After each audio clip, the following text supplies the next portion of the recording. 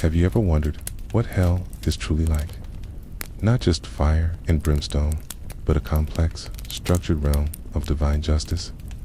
Well, centuries ago, one man imagined it all in vivid, terrifying detail. That man was Dante Alighieri, and his vision of the afterlife has captivated and horrified readers for over 700 years. We're about to embark on an epic journey, following in Dante's footsteps as he descends through the 9 circles of hell.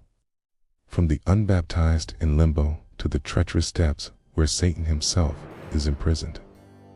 Each ring holds a unique and poetic punishment, perfectly suited to the sins committed in life. We'll explore the symbolism, meet the tormented souls, and uncover the timeless moral lessons hidden within this masterpiece. So, take a deep breath and prepare yourself. Our descent into the Inferno begins now. Today, stepping into the very first ring, Limbo. Now, you might think of hell as a place of fire and torment, but Limbo is different. It's a realm of size, a place without physical pain, but filled with an eternal, deep-seated sorrow. This is the home of the unbaptized and the virtuous pagans. Think of the greatest minds of antiquity, philosophers like Plato and Aristotle, poets like Homer and Virgil. They live here in a grand castle, surrounded by a beautiful green meadow. But despite this peaceful appearance, they are forever cut off from the light of heaven. Their only punishment, an endless, hopeless desire for something they can never attain. It's a truly thought-provoking start to our journey. Ever wondered what the first real punishment is in Dante's Inferno? After Limbo, you enter the second circle, lust. This isn't just about love. It's about letting your desires completely overpower your reason. Imagine a place of total darkness, blasted by a furious, never-ending storm. This is unjust. Any storm meant as a symbol of the untamed passion that ruled these souls in life. Trapped in this violent whirlwind are famous lovers from history and myth, like Helen of Troy, Cleopatra, and Paulo and Francesca. They are swept up, tossed and turned for eternity, never finding rest, just as they let their passions sweep them away on earth. It's a powerful and tragic image of what happens when we lose control. Ready to descend into the third circle of hell? Welcome to the realm of gluttony. Imagine an endless, freezing, putrid rain. Not just water, but a disgusting mix of slush, filth, and icy hail that relentlessly pounds down. The ground itself is a foul, stinking mud that sucks at your feet. This is the eternal punishment for those who, in life, made an idol of food and drink, indulging their appetites without any self-control. And who do you find suffering here? The souls of the gluttonous are forced to lie in this vile muck, forever tormented by the 3-headed beast, Cerberus, with his red eyes and greasy black beard. Cerberus barks deafeningly and uses his claws and teeth to rip and tear at the spirits. Among them, Dante meets a Florentine man named Chaco, which translates to hog.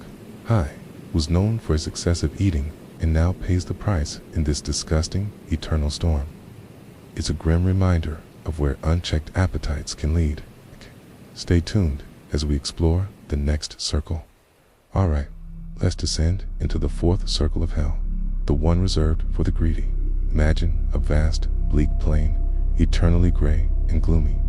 Now, picture 2 massive groups of souls, forever clashing. On one side are the hoarders, those who stockpiled wealth and never shared it. On the other are the wasters, who spent their money recklessly on useless things. Their punishment, they are forced to push enormous, heavy weights with their chests. When they collide in the middle, they scream at each other. Why do you hoard? And why do you waste? Then they turn around and do it all over again for eternity. It's an endless, pointless, exhausting struggle, perfectly mirroring their pointless lives on earth. So, who might you find here?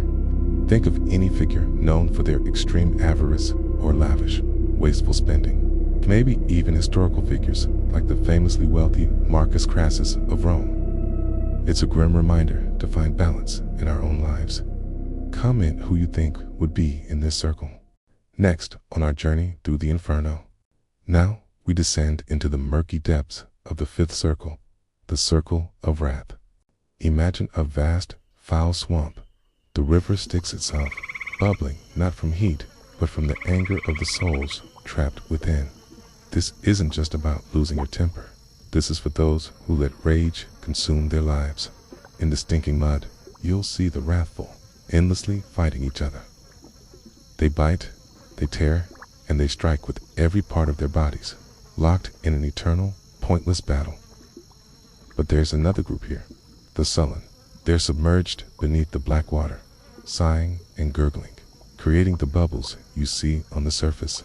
In life, they held their anger inside, never seeing the light of day.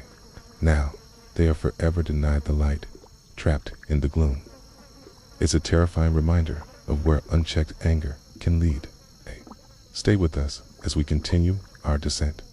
We've just passed through the city of Dis, and now we're entering the sixth circle, the circle of heresy. Imagine a vast, smoldering plain filled with open tombs, each one glowing red hot from the inside like a furnace. This is the eternal punishment for the heretics, those who denied the soul's immortality. In life, they believed that death was the absolute end, so in death, they are trapped forever in fiery graves. Dante and Virgil walk among these tombs, hearing the tormented cries of those sealed within. Among them is Farinata degli Uberti, a powerful political rival of Dante's, and Cavalcanti, the father of Dante's friend. It's a chilling reminder that our beliefs have eternal consequences. Ready for the next circle? It gets even worse. We've descended deeper, and now we face the seventh circle, a realm reserved for the violent. This isn't just one type of violence. Oh no.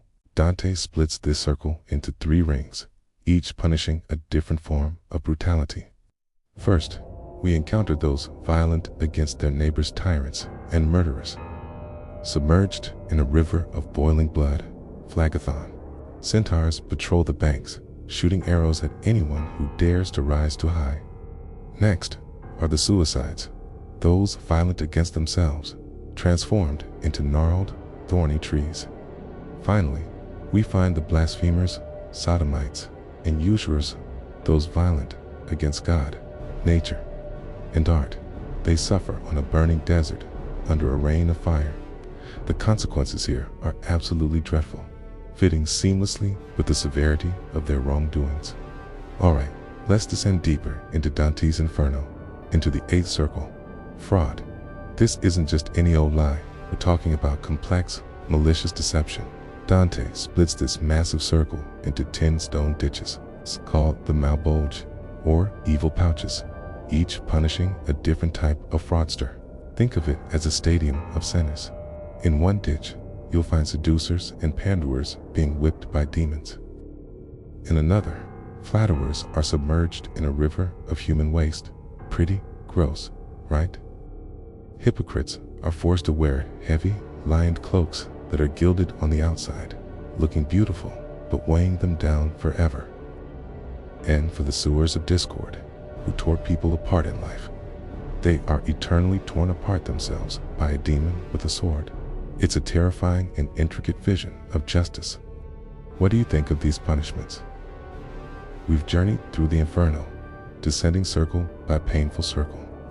But now we've reached the very bottom, the absolute pit of hell. Welcome to the 9th circle, Treachery.